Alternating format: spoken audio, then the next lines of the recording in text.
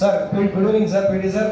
మీరు నా favourite sir. First of all అందరికి చెప్పాల్సిన విషయం ఏంటంటే నాకు స్పోర్ట్స్ అంటే చాలా ఇష్టం ఉంటుండే. దాంట్లో ఎస్పెషల్లీ ఖోఖో నన్ను ఎంకరేజ్ చేసి డిస్ట్రిక్ట్ వరకు తీసుకెళ్ళాలని చాలాసార్లు ట్రై చేసినారు. బట్ అది ఏజ్ వల్ల వెళ్ళిపోయింది. నేను ఇంకా మన స్కూల్ కంప్లీట్ అయిపోయినాక ఇంటర్ మన అంబేద్కర్ డిగ్రీ కాలేజ్లో చదివిన ఇంటర్లో ఒక 2 years గ్యాప్ వచ్చింది.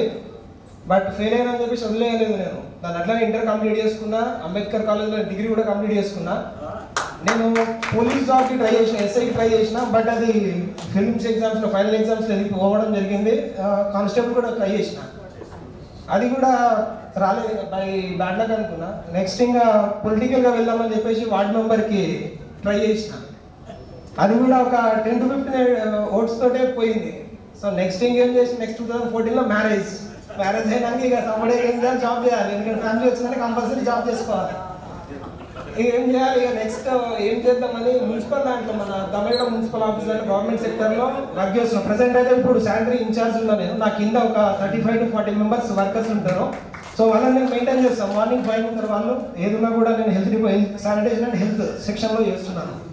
ఓకే, థ్యాంక్ యూ అందరికీ. Thank you. సమయం ఇచ్చినందుకు చాలా థ్యాంక్ యూ.